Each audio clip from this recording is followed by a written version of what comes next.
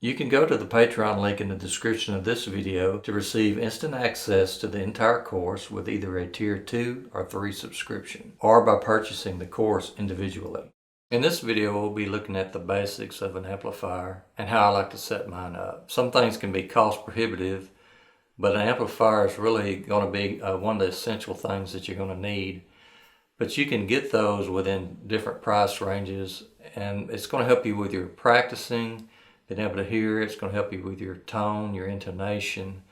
So if it's any way possible, you need to get that at the outset. So let's look at the video now. But the basic things you're going to need to look for is you're going to need be able to control the bass, the treble, and the mid ranges on an amplifier. Also, some of the amps will have a reverb, which would be very helpful. If not, if it doesn't have a reverb on it, there will be effects pedals that you can buy that will give you these options. But the way to think of the tone controls, which would be the bass, mid, and treble, is it's just simply like even on a stereo or something where you're controlling the range of the instrument, the tone part of it.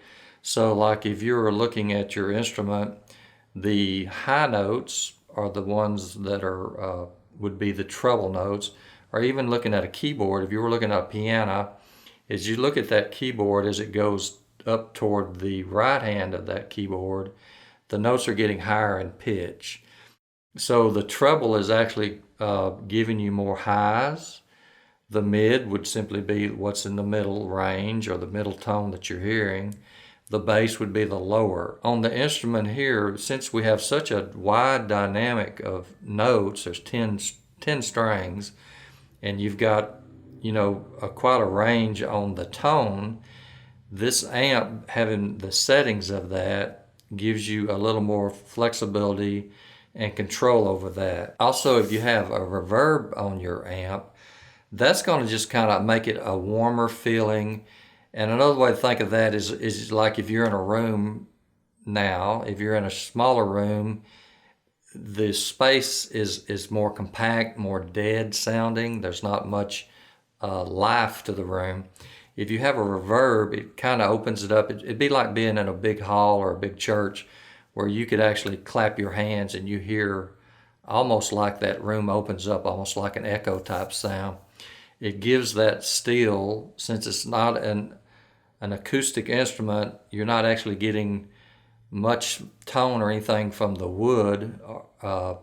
It kind of warms it up, gives it a little better sound. Now another thing too that you might see on an amp, which I have it on mine, is a presence knob. That presence normally will affect like the mid and treble ranges of your amplifier. Another thing to look at too is your playing situation. You may even have situations where you need distortion.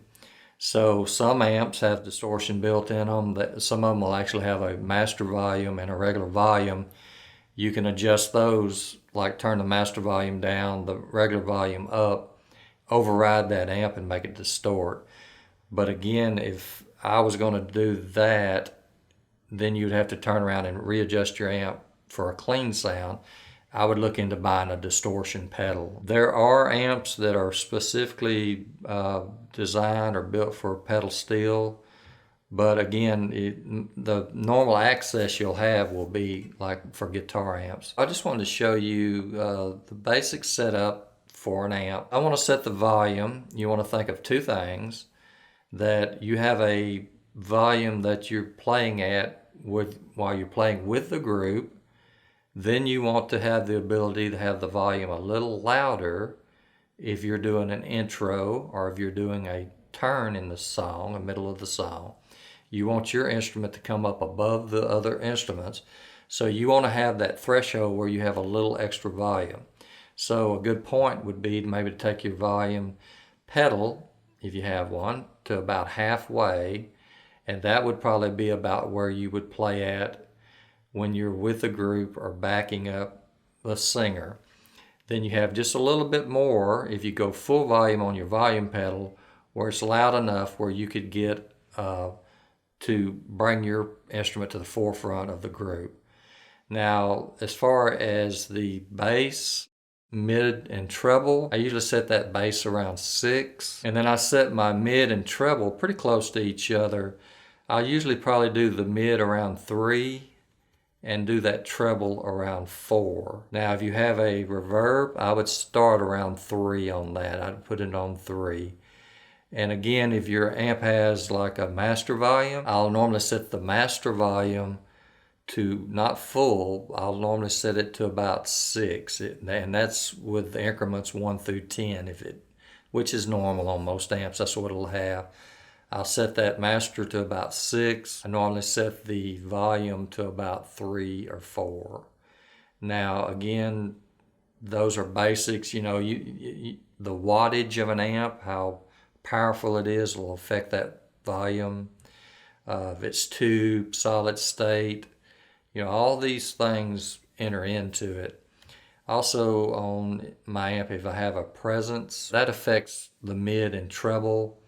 I'll kind of tweak that around a little bit, but probably normally around 4 or 5 on that is what I set that. So that's just a basic setting for your amp. And if you have a reverb, that's great. If you don't, you probably need to invest in a reverb effects pedal. Now the reverb, just as an aside to tell you, it depends on how big the room you're playing in.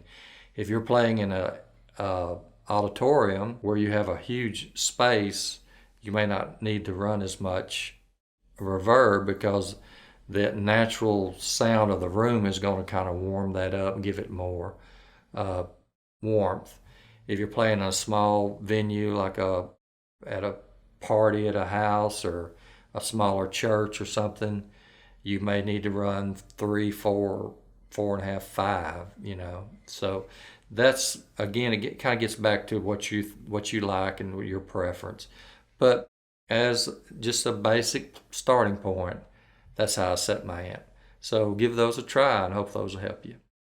Now that we've covered the amplifier, we'll look at using a volume pedal in the next video. But first, if you'd like to support us, the best way to do that would be on our Patreon side. But you can also support us by clicking the join, like, or subscribe buttons below. Also, we want to thank our supporters on YouTube and Patreon, especially our Tier 3 supporters, Jim, M. Medlock, William, Philip, Douglas, and Arthur. So thanks again, and keep picking.